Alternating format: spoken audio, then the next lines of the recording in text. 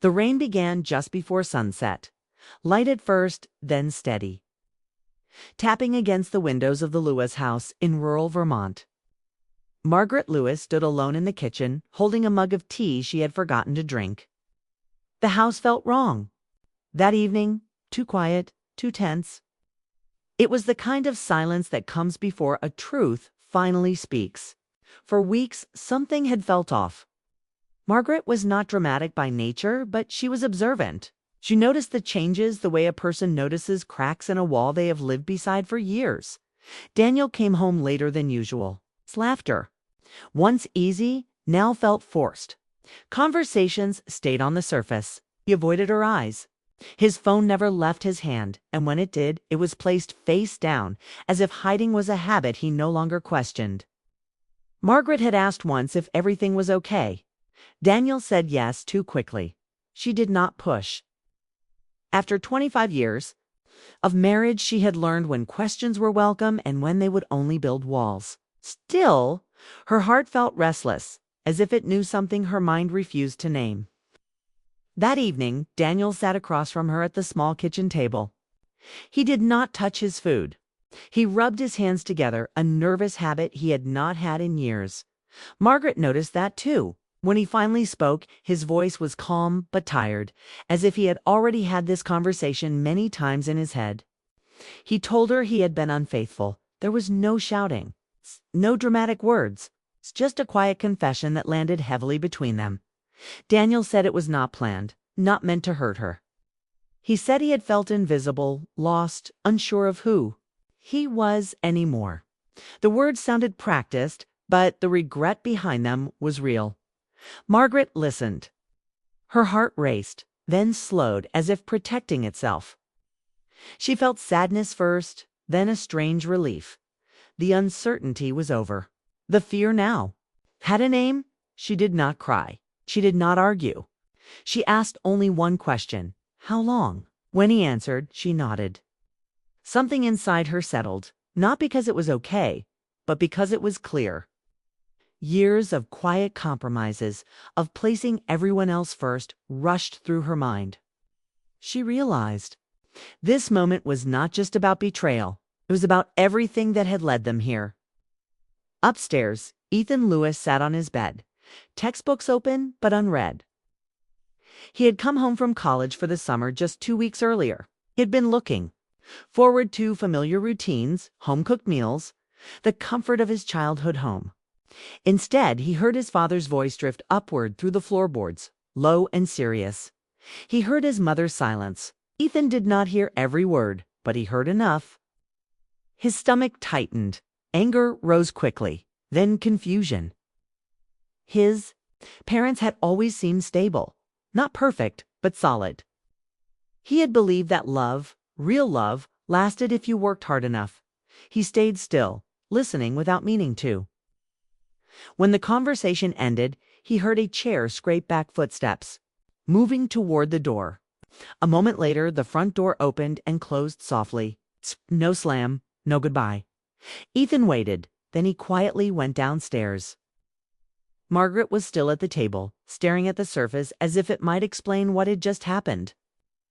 She looked smaller, somehow as if the weight she carried had finally pressed down on her shoulders. Ethan wanted to speak, to say something comforting or angry or wise, but no words came. Instead, he pulled out a chair and sat across from her. They did not talk. They did not need to. The simple act of being there mattered more than anything. He could have said, later that night, after Margaret went to bed, Ethan lay awake. His thoughts moved fast. He thought about his father, disappointed but still human. He thought about his mother, strong but hurting. Most of all, he thought about how fragile people really were, even the ones you believed would never break. Next morning, Daniel packed a suitcase. He said he needed space. Margaret nodded again. She watched him move through the house, touching familiar objects, avoiding familiar rooms. When he left, the house felt different, like it was holding its breath. Days passed in a blur. Margaret went through her routines carefully, as if moving too fast might cause her to fall apart. She answered messages politely. She smiled when required. but inside she felt hollow. She replayed moments from the past, wondering where things had shifted, wondering if she could have changed anything. Ethan watched quietly. He noticed how his mother skipped meals, how she stared out the window longer than usual. He began helping without being asked. He cooked simple meals, he cleaned, he stayed close. Margaret noticed his efforts even if she did not always say thank you. His presence became a quiet comfort, steady and dependable. It reminded her that while one relationship had broken, another remained strong. One evening, as rain returned to the windows, Margaret finally spoke. She said she felt like she had disappeared over the years, like she had become a role instead of a person. She said the betrayal hurt, but what hurt more was realizing how lonely she had been even before it happened. Ethan listened carefully. He did not try to fix anything. He simply let her speak. In that moment, he understood that love was not always loud or dramatic. Sometimes it was shown by staying, by listening, by not turning away when things became uncomfortable. As night fell, the house remained quiet, but it was no longer empty. Something new had begun, though neither of them could yet see where it would lead.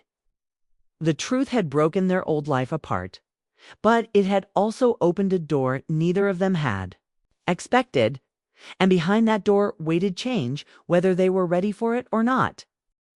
Margaret woke to the soft gray light of early morning, the house quiet except for the occasional hum of the refrigerator. Daniel had been gone for a week now, and the emptiness still pressed against her chest. She moved through the rooms slowly, noting the absence of his shoes by the door, the unmade bed that no longer needed attention.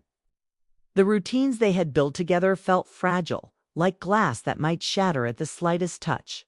She went through breakfast mechanically, barely tasting the coffee she poured. Listening only to the rain tapping against the window pane, Ethan had adjusted quickly, moving through the house with a kind of quiet purpose that comes when someone senses they are needed.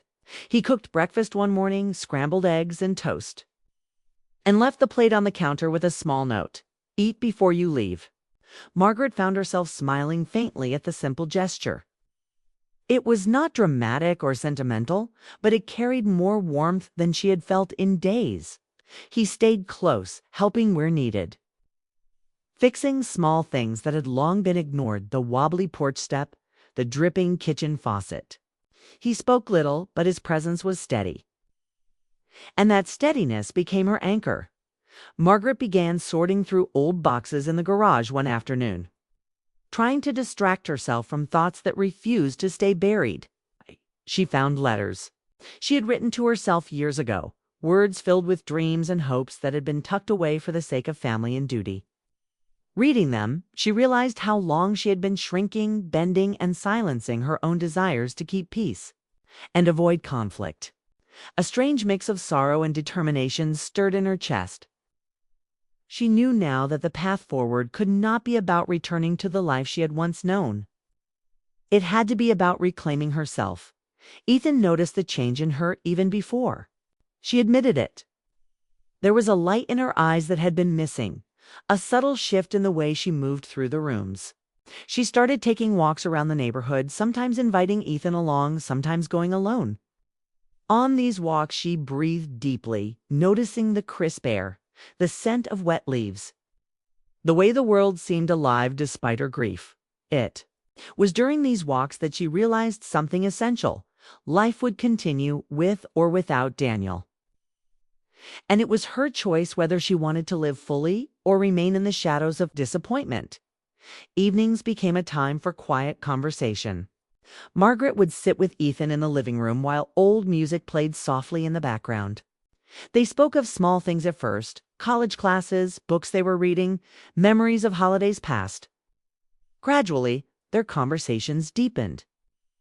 Margaret spoke of her loneliness, her fears, the ache of seeing her marriage end not with anger, but with resignation. Ethan shared his own worries about the future, about college, about his own heart.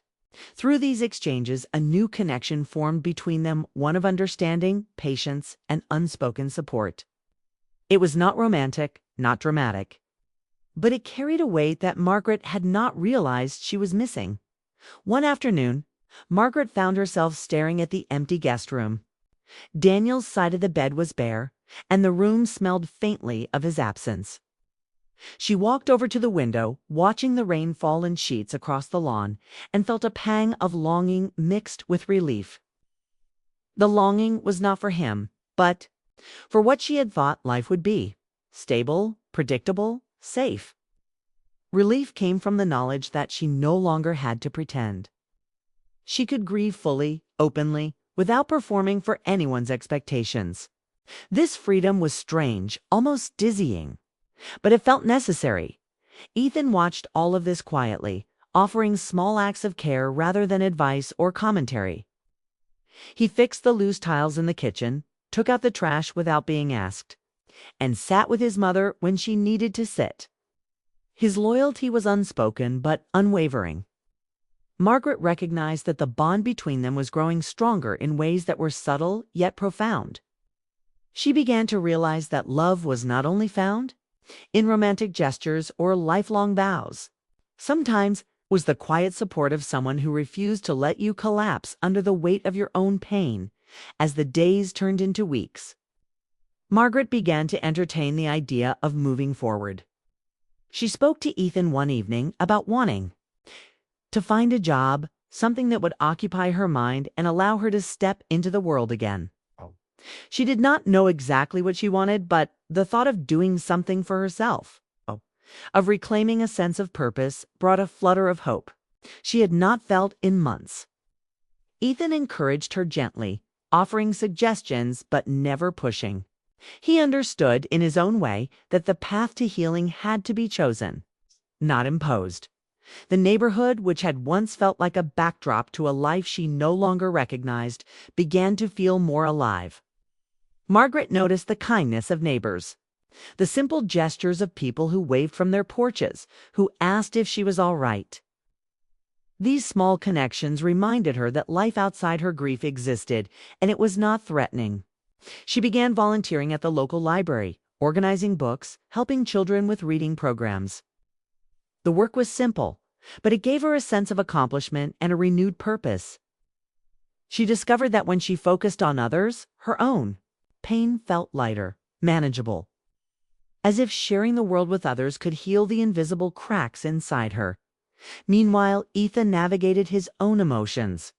He was angry at his father, disappointed in the betrayal, but he never let his feelings harden into bitterness. He watched his mother carefully, learning from her strength and restraint. He understood that forgiveness was not about forgetting or excusing, but about choosing peace for oneself. It was a lesson he carried quietly, a wisdom that came from witnessing his mother endure and rise above her grief. One evening, after a long day at the library, Margaret returned home to find Ethan preparing dinner. The kitchen smelled of garlic and roasted vegetables. He smiled at her when she walked in, a small but genuine gesture.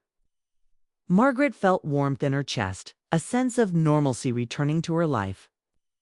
She realized then that while some relationships end, others grow in unexpected ways.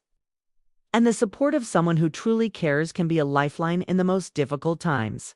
Later, as she sat by the window watching the rain, Margaret thought about the future. She did not know what lay ahead, nor did she have all the answers, but she knew she had the strength to face it. With Ethan by her side, offering quiet love and unwavering support, she felt ready to take the next steps. The grief was still there, but it was no longer consuming. It was a companion, a reminder of what had been lost, a guide toward what could still be found in the quiet of the night. Margaret and Ethan shared a simple moment, sitting side by side on the couch. No words were needed. The comfort of presence, of shared silence, was enough. It was a love born not from romance, but from family, from patience, and from resilience. And in that love, Margaret found the courage to begin again, to rebuild a life that honored her pain but refused to be defined by it. The chapter of betrayal had closed, and a new chapter filled with hope and quiet strength was just beginning.